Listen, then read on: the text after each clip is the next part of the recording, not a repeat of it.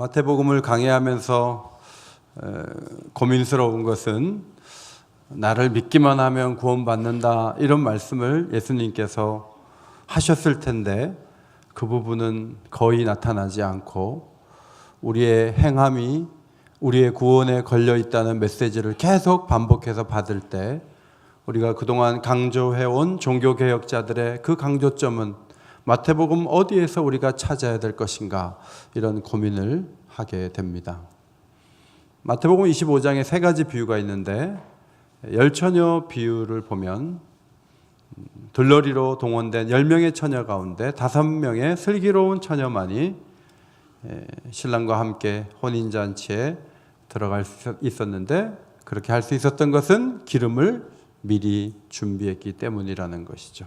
두 번째 비유는 5달란트, 2달란트, 1달란트를 맡겼는데 땅에 파묻은 사람은 바깥 어두운데 쫓겨나서 슬피 울며 이를 갈게 되고 달란트를 남긴 사람들은 칭찬과 함께 더 좋은 기회를 얻게 된다는 메시지. 세 번째는 가난한 자를 섬기는 것은 곧 예수 그리스도를 섬기는 것이고 가난한 자를 함부로 한 자들은 영벌에 처해진다는 메시지를 우리는 받게 됩니다. 이것이 어느 신학자가 정리한 교리가 아니라 예수 그리스도의 친히 하신 육성으로 전달되는 아주 소중한 말씀으로 우리에게 주어져 있습니다. 그래서 이 신칭의 복음, 믿음으로 구원받는다는, 은혜로 구원받는다는 이 사실을 강조한 우리에게는 적지 않게 25장 말씀은 혼동을 주는 것이 사실입니다. 제가 어제 어떤 책을 보니까 이렇게 써 있어요. 개혁주의 신앙 노선에 있는 이들에게 이 비유는 골칫덩이이고 복음을 사회적 행위로 전락시킨 이들은 이 비유를 누구보다 좋아한다. 믿음으로 구원받는데 가난한 자들에 대해서 어떻게 한 것에 따라서 영생이나 영벌에 처해질 수 있는 그런 그리스도의 강조점을 우리는 어떻게 소화를 해야 하겠습니까? 그러나 가만히 보면 우리조차도 주님의 긍휼의 대상이었고 긍휼의 대상이 된 다음에는 가난한 사람들을 긍휼의 대상으로 바라보고 도와주는 것이 마땅함에도 불구하고 우리는 핵심적인 유익만 빼먹은 채 가난한 사람에게 함부로 하는 것이 무슨 큰 수냐, 큰 문제냐 이런 희한한 이율배반적인 생각을 품어온 것이 사실인데 오늘 이 말씀은 그것을 교정해 준다고 봅니다. 첫째로 가난한 자에게 예수 그리스도께 하라고 하신 말씀을 예수 그리스도께 하듯 하라는 말씀을 볼 수가 있는데 읽지 않았지만 31절에 우리 31절 32절을 성경 보시고 같이 한번 읽겠습니다. 31절 32절 25장 31절 32절 시작. 인자가 자기 영광으로 모든 천사와 함께 올 때 자기 영광의 보좌에 앉으리니 모든 민족을 그 앞에 모으고 각각 구분하기를 목자가 양과 염소를 구분하는 것 같이 하여. 양이 너무 엉기니까 염소를 이렇게 같이 풀어놓고 너무 섞이지 않도록 하지만 잠자리 들 때는 염소는 염소대로 양은 양대로 목자가 이렇게 구분을 하는데 모든 민족의 사람들을 모으고 우리가 아는 상식으로는 예수를 믿는 자는 오른쪽, 예수를 안 믿는 자 오른쪽, 왼쪽 이렇게 구분할 것 같은데 그렇게 구분하지 않는다는 거죠. 인자이신 예수님께서 가난한 자들을 잘 대우한 사람들에게 내 아버지께 복받을 자들이여 나와 창세로부터 너희에게 예비된 나라를 상속하라 이렇게 말씀하시면서 내가 주를 때 너희가 먹을 것을 주었고 목마를 때 마시게 하였고 나그네 되었을 때 영접하였다. 깜짝 놀라면서 우리는 주님한테 그렇게 한 적이 없는데요. 무슨 말씀이세요? 그러니까 주님이 대답하시죠. 내가 진실로 너희에게 이르노니 너희가 여기 있는 내 형제 중에 지극히 작은 자 하나에게 한 것이 곧 내게 한 것이니라.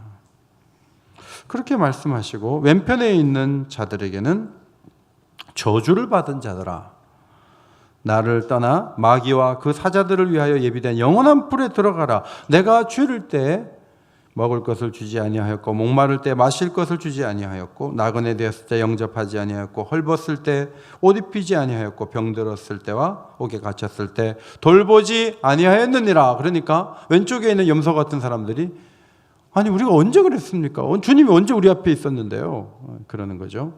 그러니까 주님이 대답하셨어요. 이 지극히 작은 자 하나에게 아니한 것이 곧 내게 하지 아니한 것이니라.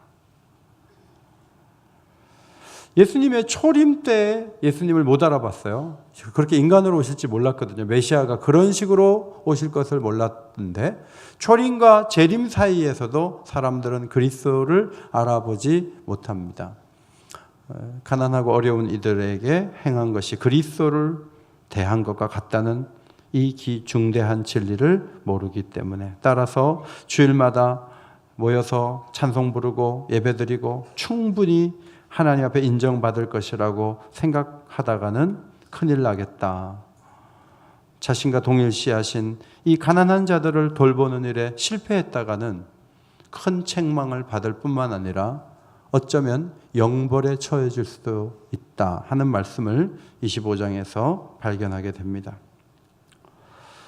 우리는 높은 자리에 관심이 많고 가난한 사람들, 약한 사람들을 함부로 하는 경향이 있는데 예수님 시대의 서기관들이 그렇게 했다고 주님이 지적하셨습니다.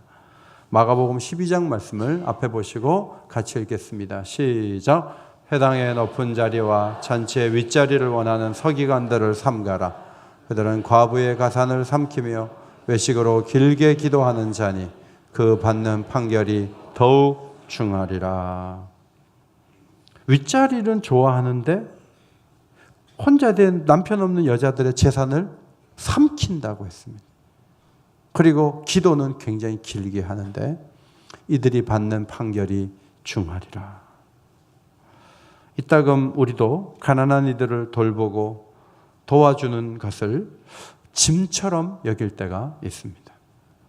100만 원이 있는데 남을 50만 원 도와주면 내 주머니에 50만 원밖에 안 남으니까 가난한 자들을 돕는 것이 내 재산에 손실을 가져오는 것이다. 이렇게 생각하는 경향이 있지만 우리 주님은 가난한 자들에게 대할 때 나한테 해주는 것처럼 생각해라. 나한테 해주는 것처럼 생각해라. 아이들에게 필요한 돈을 이렇게 줄 때 아깝지 않잖아요. 부모님께 드릴 수가 있잖아요. 그러면 가난한 사람에게 줄 때 내가 예수님께 한다고 생각하고 줘야지. 이런 마음으로 그렇게 베풀라 이렇게 말씀을 하셨습니다. 그러면 우리는 늘 재산의 손해를 보고 어려워지게 되는가? 아주 그렇지 않다는 것입니다.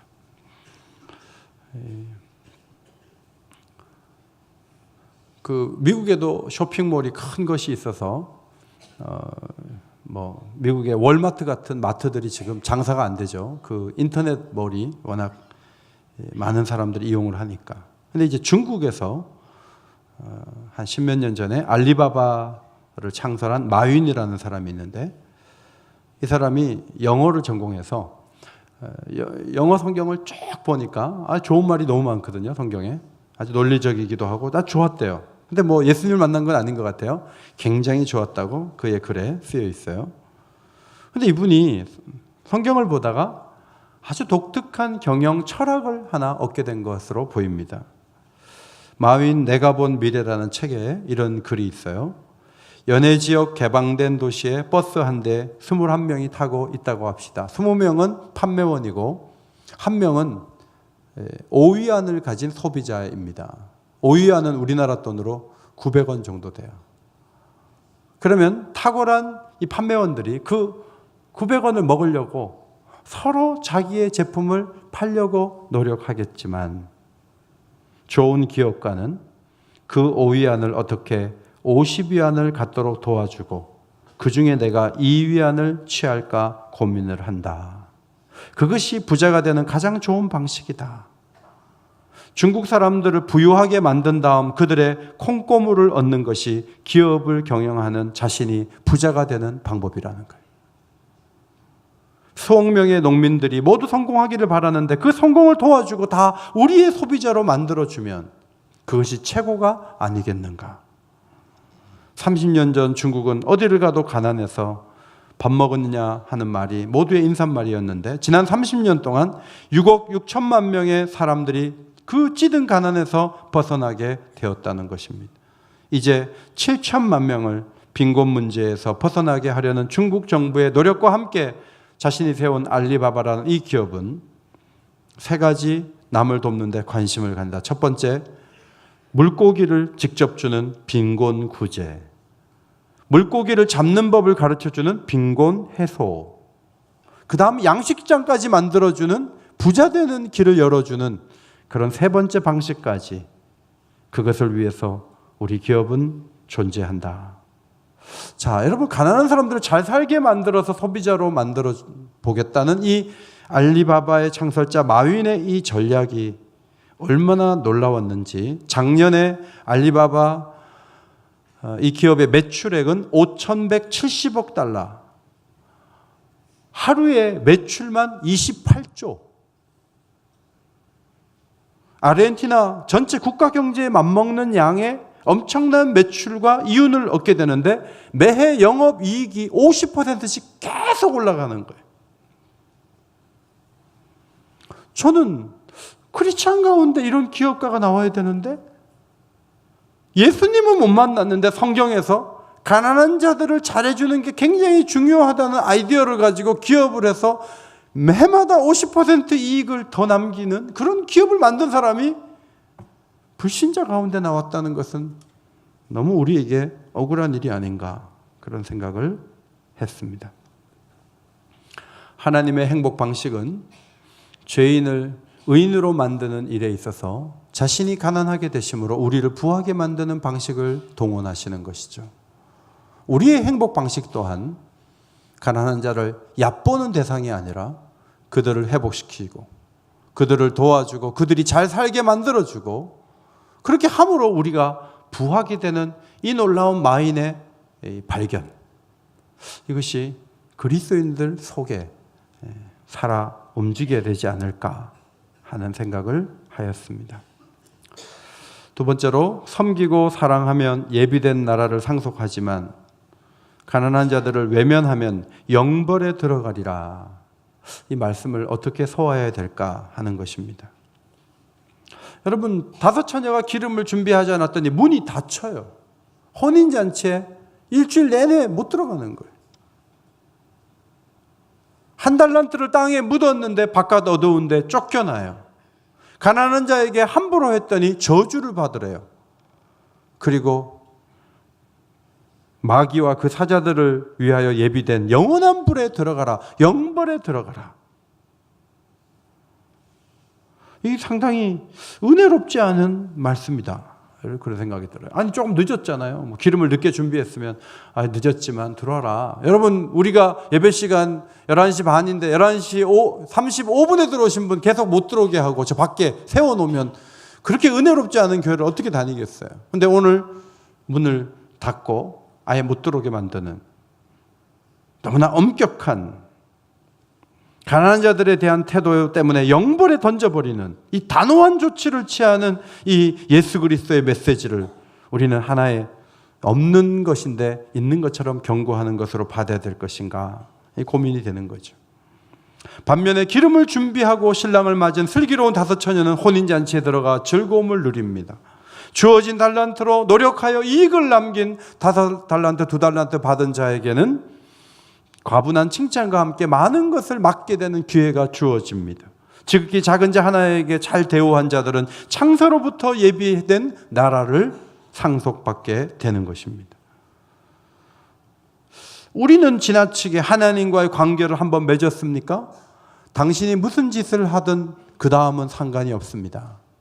구원파 같은 논리를 가지고 신앙생활을 하는 경우가 굉장히 많은데 그것은 잘못된 거예요. 오늘 주님은 행위 구원을 말하는 것은 아닙니다. 그러나 은혜로 구원을 받아서 행위나 노력에서 이 중요한 가르침을 기억하지 못한다면 영벌에 처해질 수 있다는 것을 마태복음 25장은 경고하고 있는데, 그것은 제 얘기가 아니고 주님의 음성입니다. 우리는 지금 십자가의 도를 받아들이고 천국을 갈 것을 확신하면서도 한편으로는 비도덕적이고 게으르고 강한 자에게 약하고 약한 자에게 강한 태도를 보이는 수많은 그리스도인들로 인해서 혼동을 겪고 있습니다. 아니, 저 사람들은 은혜로 구원받았는데 왜 구원받은 자답게 살지 않고 저렇게 모순되게 살아가지? 이런 질문을 우리가 하루에도 몇 번씩 던지게 되죠. 은혜로 구원받으면 그 은혜가 우리를 그리스도인 한 사람으로 만들어 줄 것을 우리는 기대하는데, 그 은혜를 받은 걸 가지고 오히려 사람들은 악용을 하고 나쁜 자리에 가서도 대담하고, 그러면서도 난 천국에 간다고 믿고 있고, 희한한 부작용이 여기저기서 일어나고 있습니다. 이삿짐을 나르는 분에게 물었습니다. 이런 시간에 그 시급으로 오는 그 직원도 있고 5-6명이 하루 종일 그렇게 이삿짐을 날랐을 때 가장 따뜻하게 잘 대접해 주는 분들은 누굽니까? 종교적으로 보면 누굽니까? 아주 고민하지 않고 이렇게 대답이 나왔습니다. 불교도들입니다. 절에 다니는 분들이 따뜻하게 잘해 주십니다. 그러면 가장 인색하고 빡빡하신 분들이 누굽니까? 교회의 달력이 걸려있는 집들입니다. 자, 여러분, 하나님이 우리를 구원하셨을 때 이런 결과물을 보려고 구원하셨겠습니까? 이것은 우리의 강조한 교리가 잘못 적용된 것을 보여주는 현장의 이야기라고 저는 생각해요. 예수님은 그러한 태도를 25장을 통해서 막으십니다. 긴장하지 않고 성령으로 충만하여 기름 준비하지 않고 예수님의 재림을 맞는 자들은 문 안에 못 들어간다. 우리에게 주신 은사를 가지고 하나님 나라를 위해 쓰지 않고 땅에 묻은 사람처럼 그냥 세상에만 나가서 땀을 흘리고 사는 경우에 그들은 바깥 어두운 데 쫓겨나 슬피 우며 이를 갈게 될 것이다. 가난한 자들을 함부로 대하고 그들의 필요를 외면하고 살아가는 자들은 저주를 받고 마귀와 그 사자들을 위하여 예비된 영원한 불에 들어가게 될 것이다. 마태복음 25장을 숨기지 말아야 돼요. 오늘날 교회는 이 마태복음 25장이 준엄한 예수님의 구원의 기준이 된다는 사실을 가르쳐야 돼요. 불교도들이 잘하는 이유는요, 이 세상에 업을 많이 쌓아서 내세에 잘되게 하려고 하는 의식 때문에 그래요. 그럼 우리는 그보다도 못한 사람들로 분류되는 것은 정상적이지 않은 거예요. 여러분, 이웃을 사랑하되 목숨을 걸고 사랑하시기를 바랍니다. 신앙을 걸고 사랑하시기를 바랍니다. 따뜻하게 하셔야 돼요.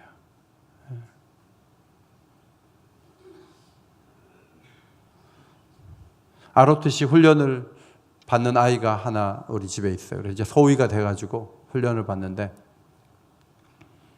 음식물이 이제 취사병이 잘못해서 옷에 딱 튀었대요. 그랬더니 소위가 쌍욕을 막 하더래요. 그 사병 보고. 근데 그것이 윗선의 귀에 들어갔어요. 그래갖고 막 야단을 쳤다는 거죠. 그런 정신 자세로 자대에 들어가서 사병들을 대할 때 너희들이 어떤 장교가 되겠냐고 막 야단을 쳤다는 거죠. 성도 여러분, 사진을 보시면 자동차 아닌데 500만 원 세일한다고 그래서 차를 사는데 미안하지만 핸들이 없다. 핸들 빼고 500만 원 싸게 해줄게요. 사겠어요? 안 사겠어요? 자, 절반값에 살 수 있는 새 차가 있는데 그 다음 사진 이거를 절반값에 주겠다는 거예요. 바퀴가 없어요. 아무것도 없어. 틀만 있어요. 근데 절반값이야. 일단 싸게 살 수 있으니까 이걸 사겠어요? 하나님이 우리에게 구원의 선물을 주실 때 예수 그리스도를 믿기는 하지만 가난한 자에게 함부로 대하고 예수님의 재림을 깨어 준비도 하지 않고 자기의 주신 은사를 땅에 파묻고 그렇게 하면서도 눈 떠보니까 천국이다. 그런 일은 없을 것이다. 그런 식으로 구원을 주지는 않는다. 이것이 하나님이 주시는 메시지예요. 뭐가 잘못됐어요? 정신을 바짝 차리고 하나님 나라를 위해 움직이지 않으면 무슨 결과가 우리에게 올 줄 모르는데 마음에 방심하고 뭐 한 번 받은 구원 취소되지 않으니까 뭐 기도해 한다고 하라 그래. 난 안 나가. 뭐 가난한 자 구제해 하라 그래. 나는 내가 쓰기도 다 모자라. 여러분 그런 방식으로 살면서 하나님 나라에서 영원한 영생을 누리겠다. 욕심입니다. 그것은 주님이 그렇게 허락하지 않는 거예요. 법을 잘 아는 분들을 고용을 해가지고 이 절세를 하기 위해서 기업들은 어마어마한 연봉을 주고 절세할 수 있는 그 길을 찾아주는 법 전문가들을 영입을 해요.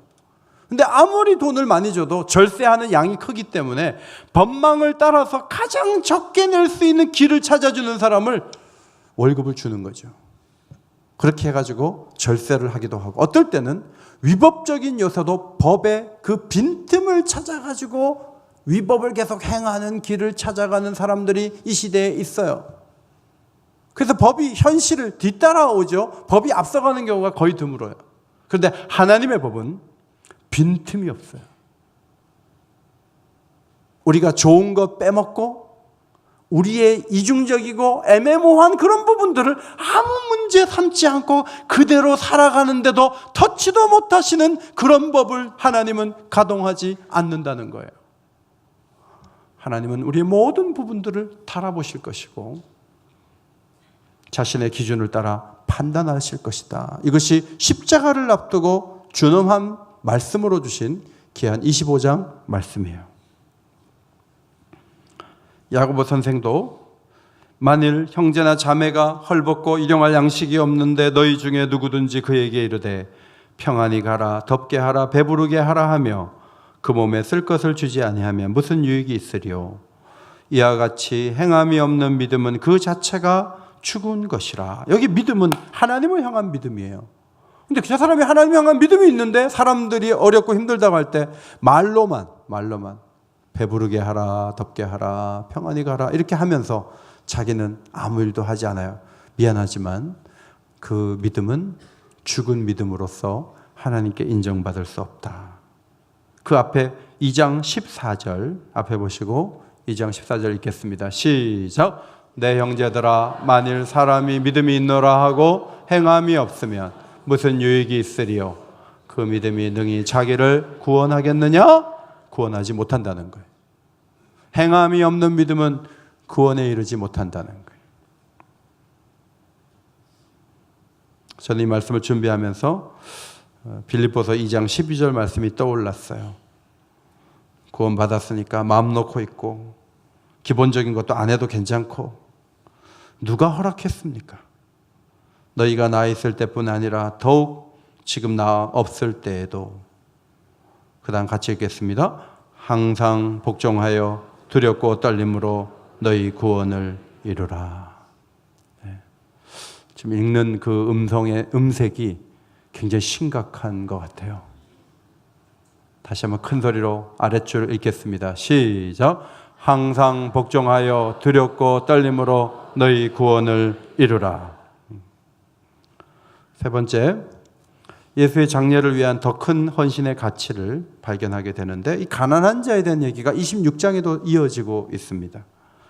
예수님께서 나병 환자 시몬의 집에 계실 때 한 여자가 예수님을 찾아와서 식사하는 예수님 머리부터 옥합을 깨뜨려서 향유를 쫙 부어서 예수님이 이 기름이 쫙 내려가면서 집안에 그냥 향유 냄새로 가득할 때 제자들이 너무 고맙다 이렇게 생각하기보다는 분개하면서 말했죠.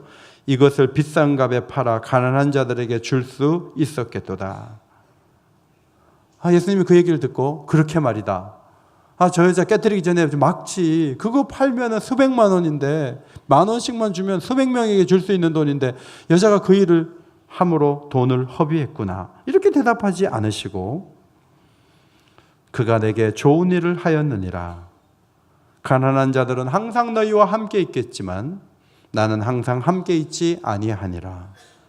이 여자가 내 몸에 이 향유를 부은 것은 내 장례를 위한 것이니라. 이렇게 말씀하셨어요.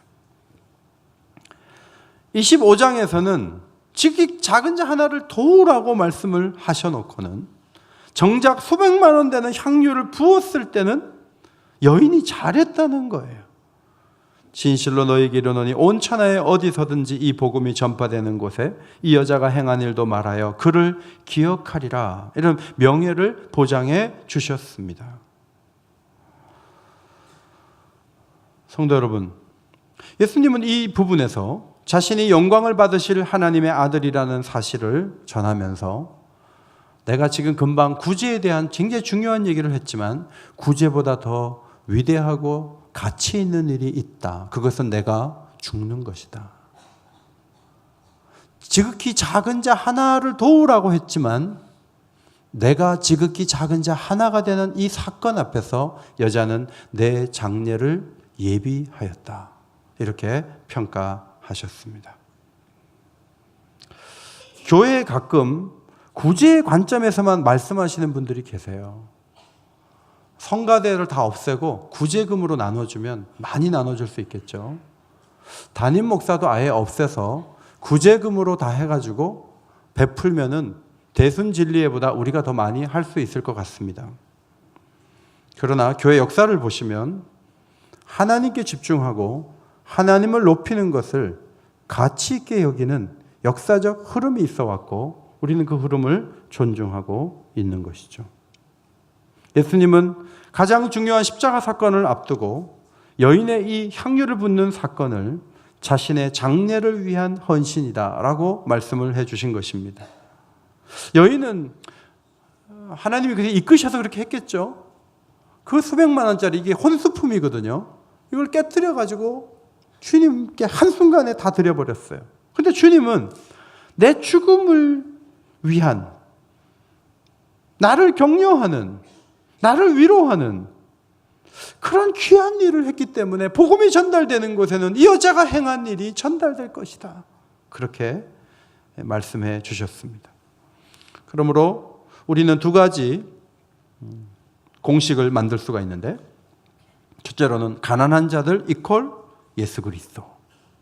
이제 그런 공식을 25장에서 봐요. 그러나 26장에 가면 가난한 자들보다 부등호가 나타나면서 예수 그리스도가 더 귀하다, 우선적이다. 자, 이것을 우리는 발견할 수가 있는 것이죠. 예수님이 왕이 될 때는 주변에 사람들이 많이 모이지만 죽는다 했을 때는 모두가 반대하고 손사래를 쳤습니다. 그런데 이 여자만이 예수님의 장례를 준비하는 특별한 의미 있는 헌신을 하였습니다. 주님의 길은 외로운 길이죠.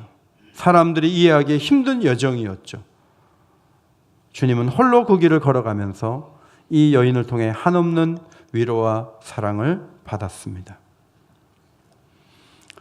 지극히 작은 자 하나에게 잘해야 됩니다. 그런데 지극히 작은 자 하나가 되어서 십자가를 지시는 예수 그리스도의 그 위대함과 그분의 그 죽으심의 가치를 제대로 모르면 아무리 구제를 많이 한다 할지라도 그것이 전부가 아니고 그건 온전한 구원을 이룰 수 없다는 것이 성경 전체적인 가르침이에요. 십자가의 희생 없이 구원을 얻을 자가 없기 때문에 26장이 있는 거예요. 구제만 해갖고 영생을 누린다면 마태복음이 25장에서 끝나겠죠. 그러나 복음서 전체적으로 마지막 한 주에 아주 심혈을 기울여서 이 지면을 할애를 하고 예수님 자신도 지금 구제를 강조하지만 십자가에 죽는 이 헌신과 사랑이 우리 모두를 구원하는 길이기 때문에 여기에 가치가 있음을 분명하게 말씀하는 것을 볼 수가 있습니다. 우리는 25장과 26장을 보면서 그럼 어떻게 하라고요? 25장 말씀대로 늘 가난한 자들을 주님 대하듯 열심히 섬겨야 됩니까? 아니면 26장처럼 주님께 드려야 됩니까? 제 고민을 우리가 하게 됩니다. 그런데 사도행전 4장에 보면은 이것을 하나로 묶어 놓는 위대한 말씀을 발견하게 되는데, 사도행전 4장 32절 말씀입니다. 사도행전 4장 32절 그리고 34절 35절 있습니다. 자, 32절을 위층에 계신 분들이 한번 큰 소리로 읽어주시고, 아래층에 계신 분들은 34절 35절을 큰 소리로 읽어주시면 감사하겠습니다. 위층에 32절 읽겠습니다. 시작! 모든 물건을 서로 통용하고 자기 재물을 조금이라도 자기 것이라 하는 이가 하나도 없더라. 아래층에 있습니다. 그 중에 가난한 사람이 없으니 이는 밭과 집 있는 자는 그 판 것의 값을 가져다가 사도들의 발 앞에 두며 각 사람의 필요를 따라 나누어 줌이라. 하나님께 드려야 됩니까? 구제해야 됩니까? 양자택일의 문제에서 고민하는 우리에게 사도행전 4장 말씀은 교회의 드림으로 교회가 구제를 실천하는 중심에 서게 함으로 구제하라. 하나님 앞에 드림으로 영광을 올려드리고 교회는 구제의 중심에 서서 많은 이들을 돕는, 실천하는 공동체를 이루라 하는 놀라운 답을 우리에게 주고 있습니다. 여러분 자신이 구제에 너무 중심에 서지 마시고 교회를 통해서 많은 사람들을 돕고 섬기는 일에 힘을 기울이면 그것이 주님께 영광이 될 수 있다는 것이죠. 성도 여러분, 가치라고 하는 것은 우리가 정하는 게 아니에요. 주님이 가치 있다고 정해놓은 그것이 가치가 있는 거예요. 주님을 섬기고 교회를 섬기고 하나님께 예배하는 것 가치가 있어요. 또 이웃 가난하고 어려운 사람을 돕는 것 가치가 있어요. 이것을 잘 이루어 나갈 수 있도록 하기 위해서 주님께서 교회를 세우셨고, 교회는 복음 전파와 구제를 동시에 감당하는 이 시대의 위대한 유일한 기관으로 서 있는 것이죠.